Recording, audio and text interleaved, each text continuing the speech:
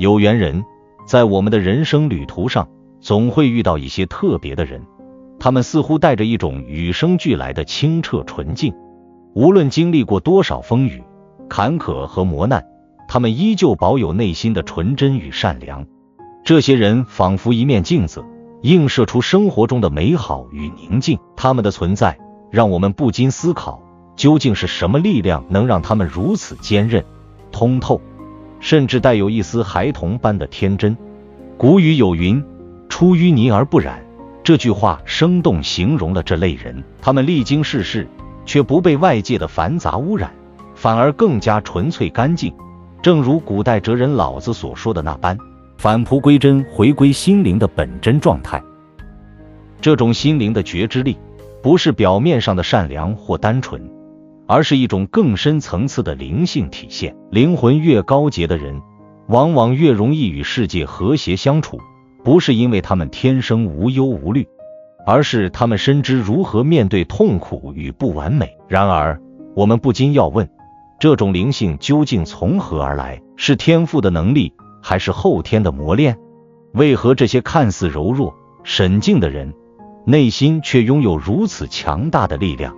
答案或许就在于他们懂得如何与自己的内心对话，如何在喧嚣的世界中找到内心的宁静与平和。接下来，我们就深入探讨这类人身上的特质，以及他们如何在看似平凡的生活中绽放出不平凡的光芒。灵性高的人常常被误解为孤僻或不合群，因为他们喜欢独处，常常沉浸在自己的内心世界中。表面上，他们似乎与世隔绝，不喜欢参与热闹的社交活动，但实际上，他们的内心世界丰富多彩，远远超出我们的想象。独处并不是他们的逃避方式，而是他们与自己对话、反思的时间。他们懂得在寂静中汲取力量，而这种力量来自于他们对生活的深刻洞察和对世界的通透理解。这种人通常不会急于表达自己的情感或看法，因为他们知道，真正的智慧并不在于喋喋不休的言语，而是在于内心的平静与从容。他们懂得倾听，不仅仅是听别人说话，更是聆听自己的心声。在日常生活中，我们常常被各种琐事所扰，心中充满了烦恼与焦虑，而灵性高的人却能在这些纷繁复杂的生活中找到属于自己的平静。他们就像一棵大树，风吹雨打却依然稳固，因为他们的根深深扎在内心的土壤中，不为外界所动。这类人通常具备高度的共情能力，他们能够感知到他人的情绪变化，甚至在别人没有言语表达时，他们也能体察到对方的内心波动。或许这就是为什么他们总能在恰到好处的时候给予安慰和支持。他们并不是超人，但他们懂得如何用柔和的方式面对一切。人生中的酸甜苦辣，他们都经历过，但这些经历并没有让他们变得冷酷或麻木，反而让他们更加懂得珍惜每一个当下的瞬间。正因为他们经历过许多磨难，灵性高的人才更加懂得宽容。他们不轻易对别人做出评判，因为他们明白，每个人的路都是不一样的，没有人能完全站在他人的角度去理解对方的感受。因此，他们从不急于争辩或反驳，而是用心去感受，用心去理解。他们深知天道利而不害，人道为而不争，这一点在他们的日常行为中展现得淋漓尽致。他们不争不抢，知道自己的力量所在，也懂得何时该退一步，以换取更多的和谐与宁静。灵性高的人不仅拥有敏锐的觉知力，更重要的是，他们始终保持住一颗赤子之心。正如老子所说的复归于婴儿，他们的内心纯净如孩童，充满了对世界的好奇与热爱。他们懂得去接纳生活中的每一部分，无论是快乐还是痛苦。面对挫折时，他们不会轻易抱怨，而是选择去学习和成长。这种心态让他们在生活中显得格外从容，即使遇到再大的困难，他们也能从容应对。有些人可能认为灵性高的人过于理想化，不切实际，然而事实恰恰相反。这些人并不是不食人间烟火的仙人，他们依旧要面对生活中的柴米油盐，依旧要承担生活的压力。但不同的是，他们懂得如何在现实的框架中找到属于自己的自由。他们不会被社会的标准所束缚，而是追求内心的平衡与和谐。他们明白，真正的自由不是外在的拥有，而是内心的无拘无束。他们不会执着于追求完美的生活，因为他们知道，完美本身就是一种虚幻的存在。在与灵性高的人相处时，我们会感受到一种难以言喻的力量。这种力量不是来自于他们的外在，而是他们内心的坚定与通透。他们的言行举止常常能让人感受到一种平静与安心，即使是在最为艰难的时刻，他们依旧能够保持冷静与从容，因为他们知道生活中的每一次挫折都是一种成长的机会，而这种成长不仅仅是物质上的进步，更是心灵上的升华。这种灵性带来的是一种自然的慈悲心态，他们对待他人从不以己夺人，也不会轻易指责或评判。他们懂得每个人都有自己的痛苦与难题，因此他们选择用包容与理解去面对一切。他们不求回报，心甘情愿地帮助他人，因为他们知道帮助别人其实也是在帮助自己。通过与他人的互动，他们能感受到更多的爱与理解，而这正是他们不断前行的动力。然而，灵性高的人并不是毫无防备的，尽管他们对待他人宽容大度，但这并不意味着他们软弱可欺。他们具备极高的洞察力，能看穿人性的复杂与虚伪。他们知道世界并不总是善良的，因此他们也懂得如何保护自己。他们不会轻易被人欺骗，也不会让自己陷入不必要的纷争中。对于那些试图伤害他们的人，生活自有其方式去回馈，因为他们的灵性赋予了他们一种天然的护身符，不管经历多少风雨，他们依旧屹立不倒。或许灵性高的人最令人钦佩的一点，就是他们从不向困难低头。面对生活中的各种考验，他们始终保持乐观与积极的态度。他们不畏惧失败，因为他们知道失败也是通向成功的一部分。他们懂得调整自己的心态，不让负面情绪左右自己的人生。他们相信每一次经历都是一次学习的机会，而正是这些经历造就了他们如今的坚强与包容。这些灵性高的人在我们周围并不多见，但一旦遇到，他们的存在便会让人感到无比的温暖与安心。他们的心灵如水般清澈，既能映照出生活中的美好，也能容纳世间的纷扰。他们不会被外界的喧嚣所迷惑，而是始终保持着内心的宁静与平和。他们的存在如同一道光，照亮了我们前行的道路，也为我们指引了通往内心世界的方向。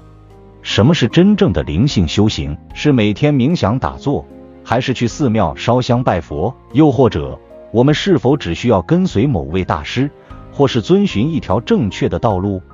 这一切看似充满了迷雾，然而是否存在一种更全面、更接地气的灵性修行方式，可以帮助我们在日常生活中获得神圣的体验？我们带着疑问走入这个深刻的话题。灵性成熟首先在于整合生活的每一个面向，无论是工作中的挑战、家庭中的琐碎，还是我们对爱情和创造力的追求，这一切都是我们灵性成长的土壤。如果我们将灵性生活仅仅限制在宗教活动或冥想练习中，那么这种灵性就变得狭隘且不完整。真正的灵性应该渗透在我们生活的每一个角落中，而不是将其划分为特定的神圣时刻或地点。古老的东方哲学常常强调不二的理念，也就是世间万物并没有绝对的二元对立，神圣和世俗并不是彼此对立的概念，相反，神圣的东西往往就在我们身边的每一个平凡时刻。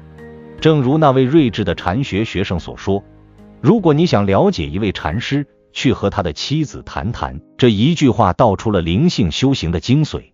灵性不是在远离尘世的清修中找到的，而是在每日的柴米油盐中，在与亲人的相处中，在平凡的琐事中得到体现。当我们将这些看似普通的日常生活与灵性修行相结合时，生活本身就成为了最好的修行场。然而，这种灵性的整合并不容易实现。我们常常被生活中的困境打败，难以在痛苦和挫折中保持内心的宁静和觉察。在面临巨大压力和挑战时，我们往往将灵性修行抛诸脑后，陷入急躁和焦虑之中。然而，真正的灵性成熟在于能够从这些生活的起伏中找到成长的机会。它教会我们在困境中保持觉知，在痛苦中寻找意义。这种整合感让我们明白，生活中的每一个片段都有其存在的价值，哪怕是那些让我们感到不适的时刻，也能为我们的灵性成长提供养分。举个例子，就像亚马逊丛林中那900种黄蜂，每一种黄蜂都有它独特的职责，为特定的无花果树传递花粉，而这些无花果树又是雨林中许多小型哺乳动物的主要食物来源，进而影响到美洲豹、猴子、野猪等更高层次的食物链。如果任何一种黄蜂消失了，那么整个生态系统都会受到严重影响。同样，每一个个体的灵性成长都对整个世界产生着微妙但深远的影响。我们每个人都有自己独特的灵性任务和使命，不可替代。灵性的整合不只是个人的成长，它是与世界的连结。我们并不是孤立的个体，个人的灵性成长直接影响到整个社会和生态系统。这种认知让我们明白，尊重生命的无常，同时也接受我们独特的个性。家庭、社会背景乃至个人的历史，包括我们经历过的所有喜悦与痛苦，这种对个人的深刻肯定让我们意识到，每个人的灵性觉醒都不仅仅是自己的事，而是关乎整个宇宙的大事。这种个人的觉醒并不能通过模仿他人来实现，每个人的灵性旅程都是独一无二的，我们不能简单的照搬某位大师或某种灵性传统的经验。正如黄蜂和无花果树的共生关系，灵性觉醒是通过个人的独特天赋和能力来达成的。我们每个人都有自己的灵性无价之宝，这并不是通过外界的认同或追随某种哲学体系所能获得的。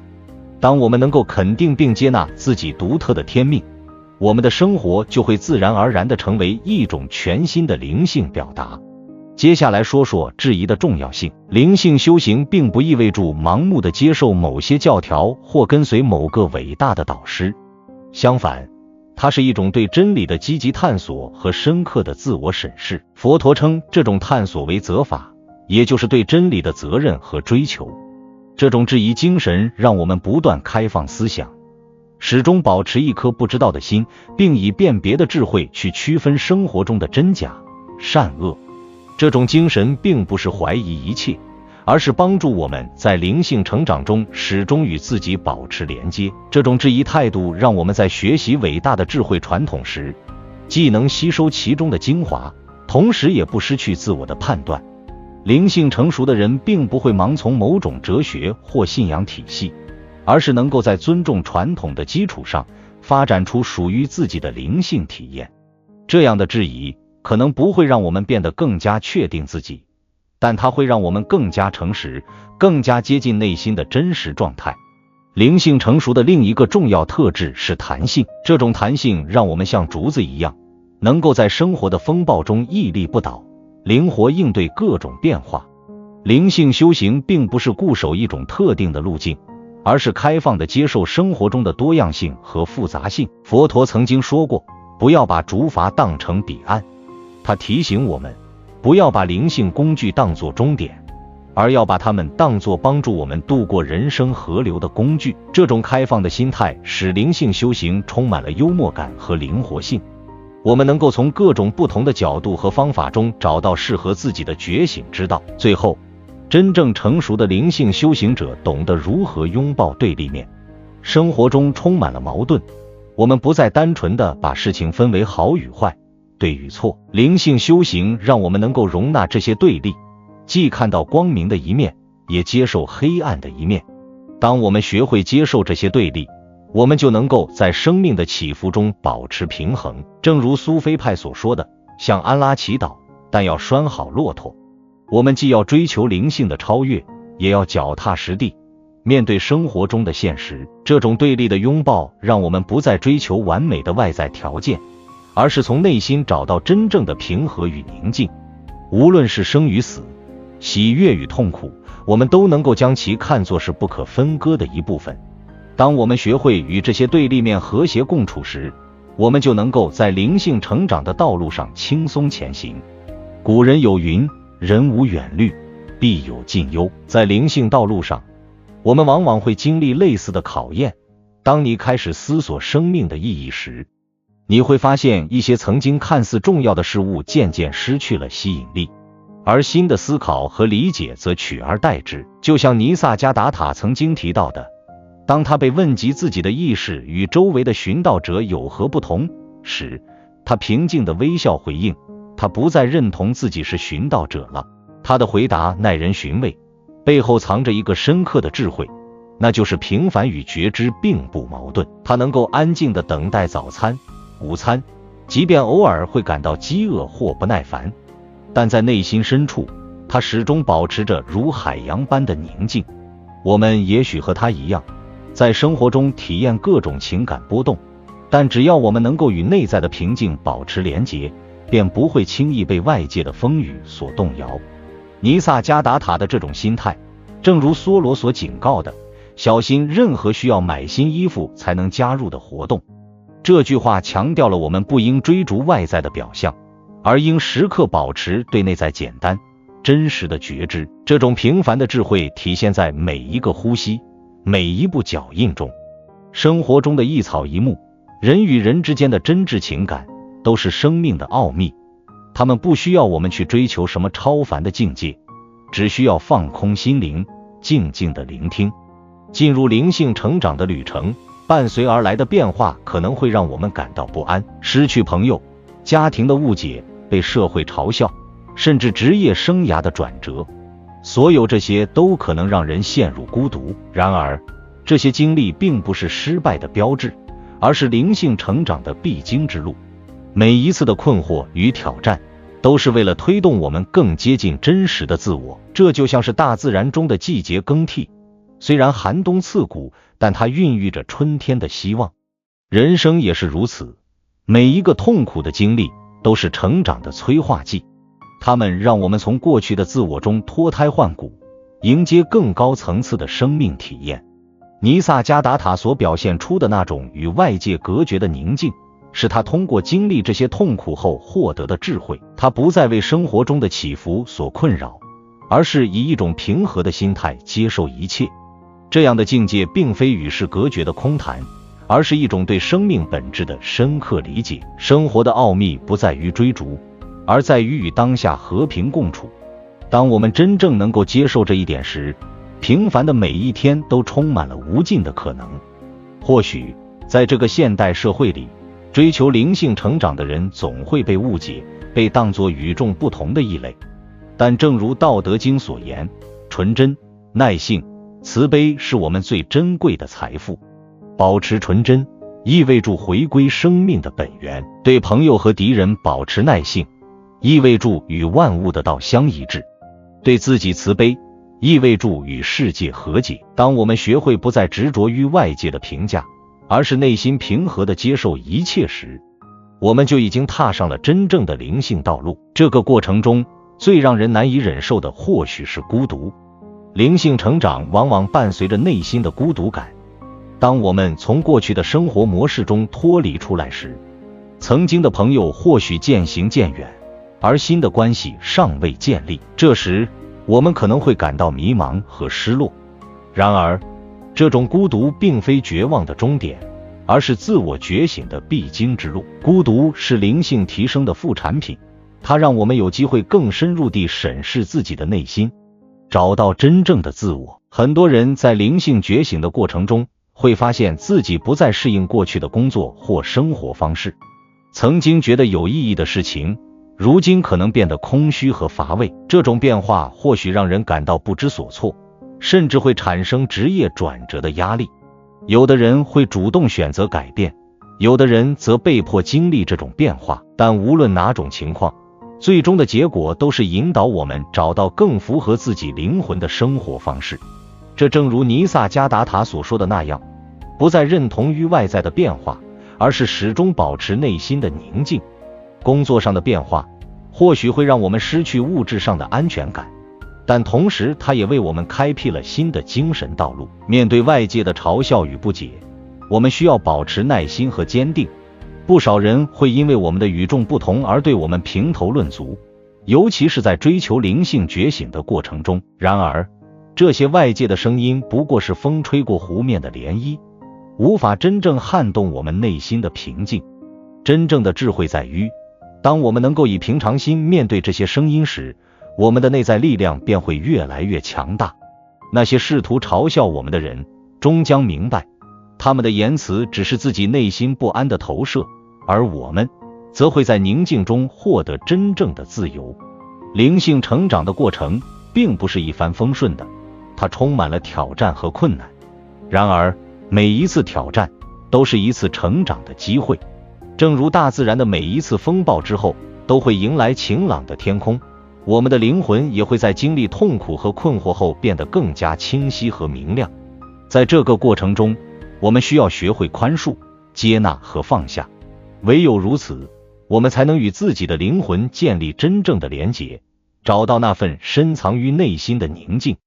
尼萨加达塔的智慧告诉我们，平凡之中自有奥秘，生活中的每一个瞬间都蕴含着深刻的意义。我们不需要追求外在的成就或超凡的境界，只需在当下找到内心的宁静，便能体会到生命的真实。当我们能够做到这一点，生活中的一切困难和挑战都会变得微不足道。最终，灵性成长的旅程是一段回归自我的过程。在这个过程中，我们会经历痛苦、失落、孤独，但这些都是暂时的。当我们跨越这些障碍时，迎接我们的将是更高层次的智慧和宁静。尼萨加达塔的生活态度正是最好的榜样，他通过内心的平静超越了生活中的一切波动。我们每个人都可以从中得到启发，生命的真正奥秘不在外界的追逐，而在于内心的平和。成长的痛苦或许难以避免，但它也为我们带来了无穷的力量。面对这一切，我们需要做的便是保持耐心，接受变化，信任宇宙的安排。在这个过程中，我们会发现，所有的痛苦与困惑都是通向真正自由与喜悦的必经之路。有缘的朋友，感恩你能看到这里。若今日的分享对你有所启发，请随手点个赞，以此回应，留下一句守护灵气，共鸣心灵。愿众生早日觉悟，平安喜乐，圆满自在。尚未订阅的朋友，欢迎点击右侧订阅，与我们结下更深的法缘。愿你随手转发，弘扬智慧，传播善行，功德无量，福慧双增。